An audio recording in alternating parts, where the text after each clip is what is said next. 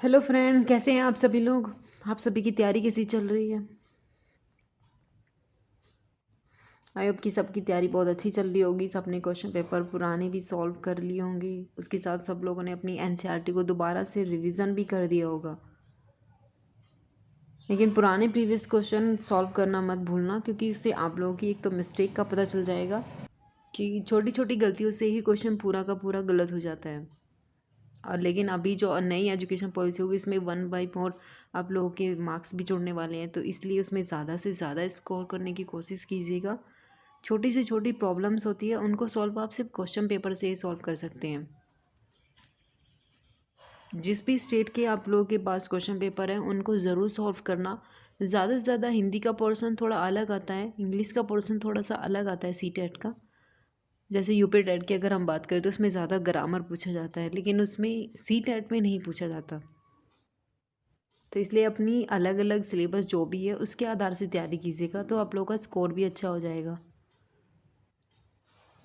इसके साथ ही हम लोगों ने जो स्टार्ट कर रखा है अपना यूपी टेट को बेस मानते हुए, क्या है यूपी टेट है, सुपर टेट है, इनके लिए जूनियर की वैकेंसी के लिए भी स्टार्ट किया हुआ है। तो इसलिए लेकिन अभी अभी स्टार्ट किया है हिंदी वाला पोर्सन। बीच में हम इसका 1-2 चैप्टर कराने के बाद ही सीडीपी स्टार्ट करेंगे पूरा डिटेल के साथ, जैसा हम लोगों ने बोला था पहले कि हम पूरा पूरे सिलेबस कराएंगे, ताकि आपको सी टेट यूप सुपर टेट इन चीज़ों के लिए, उसके साथ सी टेट के लिए भी आप लोगों को कोई प्रॉब्लम नहीं होगी। बाकी आप लोगों के क्वेश्चन पेपर भी बीच में आ जाएंगे। इससे पहले आप छोटे छोटे से टॉपिक हैं उनको कर लीजिएगा, फिर आप लोगों के सारे टॉपिक्स के एक साथ क्वेश्चन पेपर आ जाएंगे, फिर उसके बाद सीडीपी स्टार्ट कर देंगे बीच में ही। लेकिन इसके लिए आप लोगों को चैनल भी शेयर करना होगा, और ज़्यादा से ज़्यादा लोग इसे सब्सक्राइब करेंगे, शेयर करेंगे, लाइक करेंगे, तब हम और भी ज़्यादा अच्छे तरीके से पढ़ाएंगे। एक एक दिन में 2-2 3-3 वीडियो भी डाल सकते हैं फिर हम।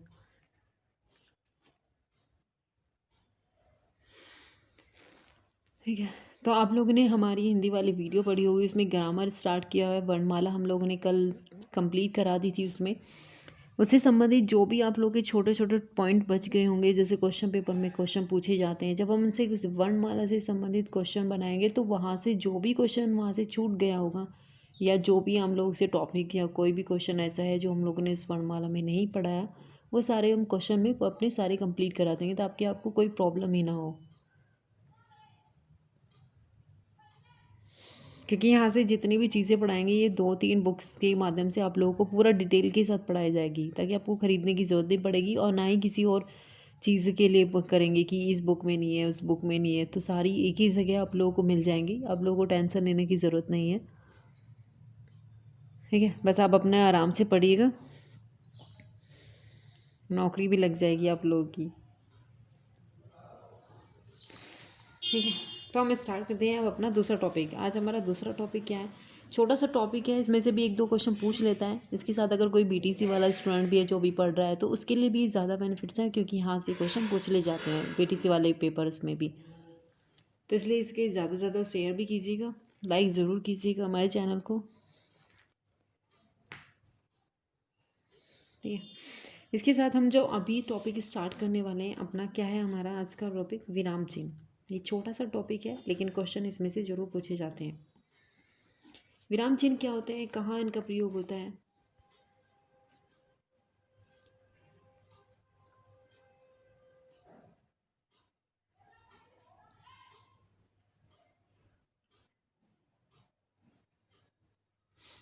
विराम चिन्ह क्या होते हैं, इनका कहाँ पे यूज़ किया जाता है, और विराम चिन्ह का कौन से साइन होते हैं, चिन्ह होते हैं जिसका जहाँ यूज़ करना होता है। विराम चिन्ह ऐसे चिन्ह होते हैं जिसको हम जब भी कोई चीज़ बोलते हैं, लिखने में ज़्यादा यूज़ कर सकते हैं, बोलने में तो हम नहीं यूज़ करते। लेकिन जब हम कोई चीज़ लिखते हैं, कोई सेंटेंस लिखते हैं, या किसी के स्पेशल कुछ चीज़ लिखनी होती है, तो हमें वहाँ पे क्या करता है, विराम चिन्हों का यूज़ करना पड़ता है। जैसे कोई चीज़ हमें कम शब्दों में बोलनी है, वहाँ पे करेंगे, या फिर हमने बहुत लंबा सेंटेंस बोलना है, बहुत लंबा वाक्य बोलना है, तब हम विराम चिन्ह का प्रयोग करते हैं। या फिर हमें 2 सेंटेंस के बीच में थोड़ा सा रुकना होता है, कहीं हम ज़्यादा रुकते हैं, कहीं हम थोड़ा सा रुकते हैं, कहीं हम क्वेश्चन टैग का यूज़ करते हैं, कहीं हम पर्सन पूछते हैं, कहीं पे हमें कुछ स्पेशल चीज़ का वर्णन करना पड़ता है। तो ये कभी हम कुछ चीज़ें छोड़ देते हैं या छूट जाती हैं, उस चीज़ के लिए भी होती हैं। तो अलग अलग विराम चिन्हों का अगर आप प्रयोग करेंगे, तो आपकी जो हिंदी की भाषा होती है, इंग्लिश भाषा में भी इन विराम चिन्हों का इतना ही यूज़ होता है जितना हिंदी लैंग्वेज में होता है। विराम चिन्हों से आप लोगों की एक तो शैली अच्छी हो जाती है, लिखने का तरीका अच्छा हो जाता है, उसके बाद समझने भी ज़रूरी है। अगर आप बिना विराम चिन्हों के कोई भी सेंटेंस, कोई भी वाक्य है, कोई भी स्टोरी लिख रहे हैं, अगर आप उनमें विराम चिन्ह का सही जगह यूज़ नहीं करेंगे तो उसका अर्थ का अनर्थ ही हो जाता है। जहाँ विराम चिन्ह का यूज़ करना चाहिए अगर वहाँ नहीं किया और जहाँ नहीं होना चाहिए वहाँ कर दिया तो उससे ज़्यादा प्रॉब्लम हो जाती है, वाक्य का कुछ और ही समझ में आता है।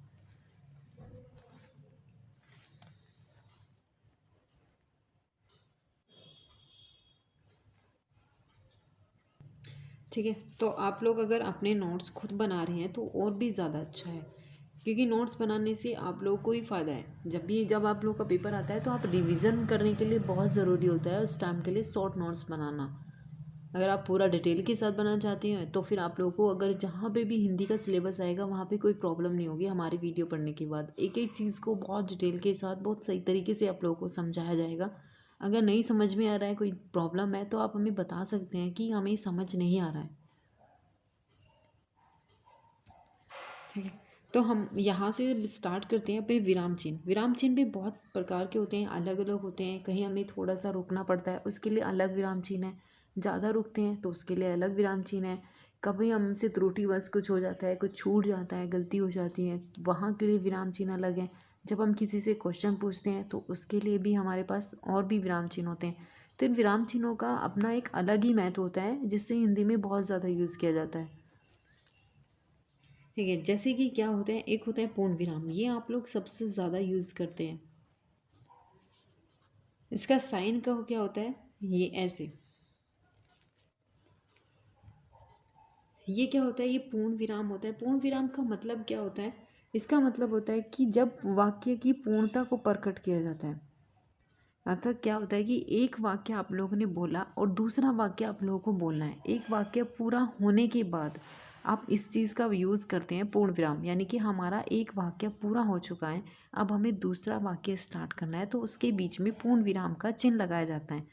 जैसे अगर वो यहाँ पे बोलेगा कि वह जाता है, तो हमें क्या करना पड़ेगा, यहाँ पे एक पूरे के पूरे वाक्य होने के बाद हमें पूर्ण विराम का चिन्ह बनाना पड़ता है, जिससे ये पता चल जाता है कि ये वाक्य अलग है और दूसरा वाक्य अलग है, दोनों का एक दूसरे से संबंध होगा लेकिन दोनों बीच में कंप्लीट हो चुके हैं।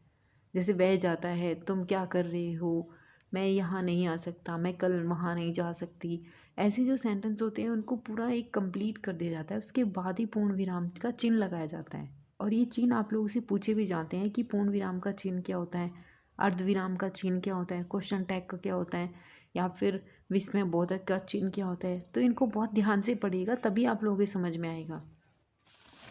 उसके बाद दूसरा क्या होता है, अल्प विराम।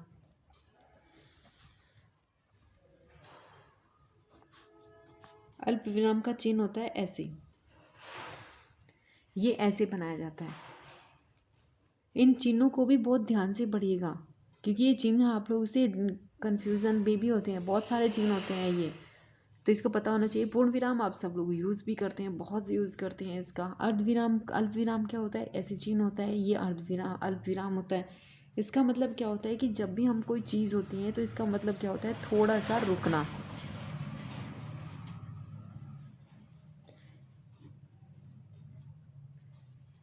जैसे एक ही सेंटेंस में हम बहुत सारी चीज़ें बोलते हैं, जैसे कि वह, तुम, मैं, हम कल कहीं जाएंगे, या वह और वो, वे सब कहीं जा रहे हैं, वे मैं, ये सब कहीं जा रहे हैं। तो इसका मतलब क्या होता है कि हमें बीच में, सेंटेंस के बीच में अल्प विराम का यूज़ करना पड़ेगा। जैसे वह, उसके बाद अगर उसने बोला तुम, तो वह और तुम के बीच में भी अल्प विराम का चिन्ह लगाएंगे।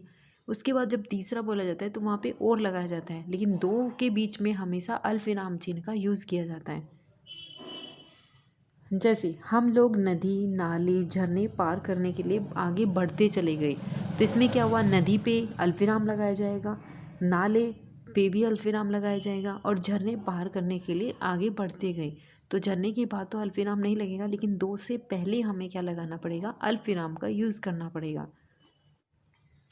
जैसे इसमें क्या होता है कि राम, सीता, राम के बीच में क्या है, अल्पविराम, सीता और लक्ष्मण, चले गए। तो यहाँ पे क्या हुआ, ये सेंटेंस आप छोड़िए, यहाँ पे देखिए कि यहाँ पे 3 लोग हैं, लेकिन इन दोनों के बीच में तो हमें अल्पविराम का यूज़ किया। ऐसे ही हमें अल्पविराम का यूज़ करना होता है। उसके बाद हमारे पास तीसरा क्या होता है, अर्धविराम। अर्धविराम का यूज़ बहुत कम करते हैं। ये ऐसे बनता है, इसका यूज़ बहुत कम किया जाता है। क्यों? क्योंकि सबसे ज़्यादा यूज़ क्या होता है, एक तो पूर्ण विराम का यूज़ सभी करते हैं, हर जगह यूज़ करते मिलेंगे। लेकिन अल्पविराम का यूज़ क्या होता है, वो भी बहुत जगह यूज़ होता है। उसके साथ जो अर्धविराम होता है, इसका यूज़ बहुत कम होता है। इसका मतलब क्या होता है कि जब भी हम कोई वाक्य बोल रहे हैं तो हमें पूर्ण विराम से क्या होता है, अल्पविराम से तो ज़्यादा चलना होता है, लेकिन पूर्ण विराम से कम चलना होता है। जैसे कोई वाक्य पूरा करना हो और उसमें अल्पविराम से का मतलब होता है थोड़ा सा रुकना, लेकिन हमें अर्धविराम में क्या होता है, अर्धविराम में अल्पविराम से थोड़ा सा आगे रुकना होता है, लेकिन सेंटेंस पूर्ण होने से पहले होता है। ये पूर्ण होने के बाद नहीं, पूर्ण विराम से पहले और अर्धविराम के बाद इन चिन्हों का यूज़ किया जाता है। जैसे यहाँ पे हम एक सेंटेंस लिख रहे हैं, वह कब आएगा, ये अर्धविराम है, मैं नहीं जानता। अब यहाँ पे क्या हुआ, ये पूरा सेंटेंस आप लोगों को फ्रेम किया गया है। यहाँ पे ये देखिए, इसमें क्या है कि वह कब आएगा, यहाँ यूज़ किया गया अर्धविराम चिन्ह का, यानी कि वह कब, हम लोगों ने अल्पविराम से तो थोड़ा आगे चले, लेकिन पूर्ण विराम के चिन्ह से पहले हम लोगों ने इसका यूज़ किया। तो क्या हुआ इसका, मैं नहीं जानता, यानी कि यहाँ पे हमने अर्धविराम चिन्ह का यूज़ किया। उसके बाद 4 में क्या आता है, प्रश्नवाचक।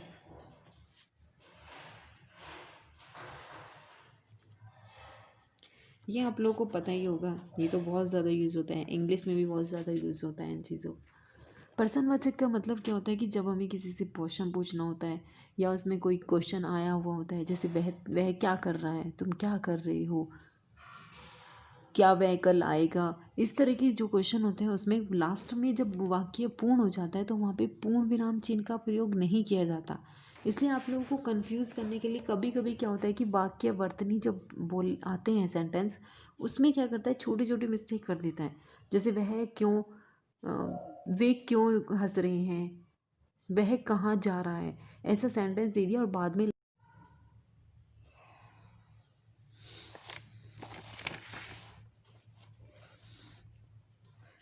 ये कौन सा है, ये है प्रश्नवाचक। ये आप लोगों को पता होगा कि ये कौन सा चिन्ह होता है। इसका सबसे ज़्यादा यूज भी किया जाता है, इंग्लिश टैग में भी ऐसे ही होता है, लैंग्वेज में भी, और हिंदी में भी ऐसे ही यूज होता है। ठीक है, ये होता है जैसे वह क्यों हंस रहा है, इसके पीछे जब क्या करते हैं, मिस्टेक देने के लिए आप लोगों को लास्ट में पूर्ण विराम का चिन्ह लगा दिया जाता है, जिससे आप लोगों को ये बोला जाता है कि वाक्य वर्तनी को पहचानिए। तो इसलिए आप लोगों को इसको हटा के यहाँ पे क्वेश्चन टैग वाला चिन्ह बनाया जाता है। इसका पता होना चाहिए कि जहाँ पे भी क्यों, क्या, क्यों, कैसे, कब, कहाँ, ये सारी चीज़ें जब पूछी जाती है तो वहाँ पे ही इस तरीके का चिन्ह बनाया जाता है। उसके बाद जो 5वां चिन्ह होता है हमारा, वो कौन सा होता है, विस्मय।